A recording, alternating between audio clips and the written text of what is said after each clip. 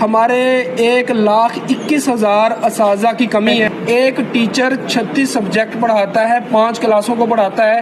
اس کو Nobel price دینا چاہیے تھا، آپ نے اس کے اسکول کو ہی آپ پرائیویٹ کر رہے ہیں. یہ واحد جدوجہد ہے جو عوامی جدوجہد ہے، جو طلباء کی ہے، جو غریب لوگوں کی ہے. اس میں اساتذہ کے مفادات نہیں ہیں، اس میں غریب کے بچے کی پڑھائی کا مسئلہ ہے. اس لیے ہماری تاریخ کی سب سے بڑی جدوجہد یہ ہے. ہم نے اکتوبر میں یہ جدوجہد شروع کی تھی جب ہمارے اسکولوں کو مسلم ہینڈلرز کے حوالے کر رہے تھے، جس کے اندر ہماری گرفتاریاں ہوئیں، ہم جیلیں کاٹی. ہم نے تقریباً پنجاب کے تمام تعلیمی ادارے بند تھے، طلبہ والدین سمیت سارے سڑکوں پر تھے، اور حکومت نے اس وقت فیصلہ کیا کہ ہم آپ کے مسائل حل کریں گے. مریم صاحبہ کے کہنے پہ ہم نے اس کو مؤخر کیا، اس پروگرام کو. اب دوبارہ ان کی گورنمنٹ آئی ہے، ہم نے 2-3 ماہ جو ہے دیکھا کہ یہ اب ایڈجسٹ ہو جاتے ہیں. لیکن افسوس اس بات کا ہے کہ جب یہ آئے ہیں تو انہوں نے آتے ہی جو ہے نا جو وعدہ کیا تھا اس کو وفا کرنے کی بجائے جو ہمیں جو ہے نا تعلیمی اداروں کو، غریب بچوں کو ان کا مستقبل چھیننے کی کوشش شروع کر دی گئی ہے، جس کے لیے ہم ہر جو ہے نا پلیٹ فارم پر اپنی آواز اٹھائیں گے. ہم نے پہلے مرحلے میں ضلعی سطح پہ احتجاج کیا ہے، لاہور میں بھی احتجاج کیا ہے، 10 کو ہم اسلام آباد بھی احتجاج کر رہے ہیں.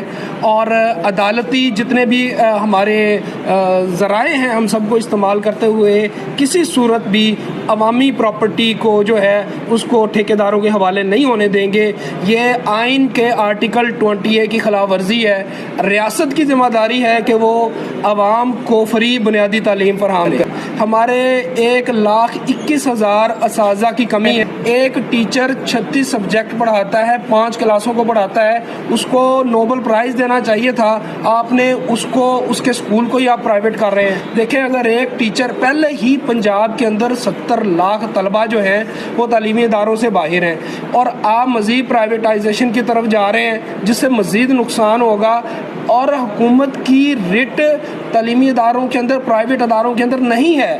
جب مراد راس نے کہا کہ 5,000 سے زیادہ کوئی فیس نہیں لے گا تو سب لیتے رہے، اس کا نام چینج کر دیا انہوں نے. کسی اور فنڈ کی مدد میں 15,000 20,000 ہزار سب لوگ فیس لیتے رہے. اب انہوں نے چھٹیاں کی ہیں، لیکن جو ہمارے پرائیویٹ ادارے وہ سارے جو ہیں اس وقت اوپن ہیں. حکومت یہ سمجھتی ہے کہ اگر وہ کوئی بھی پالیسی بناتی ہے اس پہ عمل ہوگا تو یہ غلط بات ہے. ایٹومیٹکلی اگر فیس نہیں بھی پیف اور پیما میں لی جائے گی، لیکن اسٹیشنری کے مد میں، ان سے مختلف چیزوں کے مد میں اتنے پیسے لیے جائیں گے کہ وہ بچے جو ہے نا وہاں پہ پڑھنا ان کے لیے محال ہو جائے گا، ناممکن ہو جائے گا. ہماری حکومت سے درخواست ہے یہ جو ہمارے تعلیمی ادارے ہیں ان کے اندر اساتذہ دیے جائیں. اگر رزلٹ نہیں آتے تو پھر ہاں آپ کو یہ جواز بنتا ہے. آپ اپنی نااہلی کی وجہ سے، آپ پچھلے 30 سال سے یہاں پہ گورنمنٹ میں ہیں، تو آپ 30 سالوں میں اگر یہ تعلیمی اداروں کو بہتر نہیں کر سکے تو یہ آپ کی نااہلی ہے. آپ اساتذہ نہیں دے سکے، یہ آپ کی نااہلی ہے. آپ ٹیکس وصول کرتے ہیں اور آپ تعلیم کا حق نہیں چھین سکتے.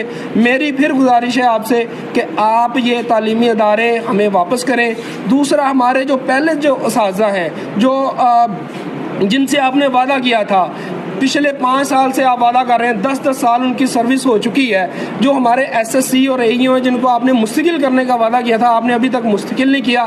جب آپ اپوزیشن میں تھے تو آپ نے اس وقت اسمبلی میں صدا بلند کی تھی کہ ان اساتذہ کو سڑکوں پہ کیوں لایا گیا ہے اور ان کو مستقل کیا جائے. اب بھی آپ نے جو ہے وعدہ کیا، لیکن ابھی تک یہ اساتذہ مستقل نہیں ہو سکے.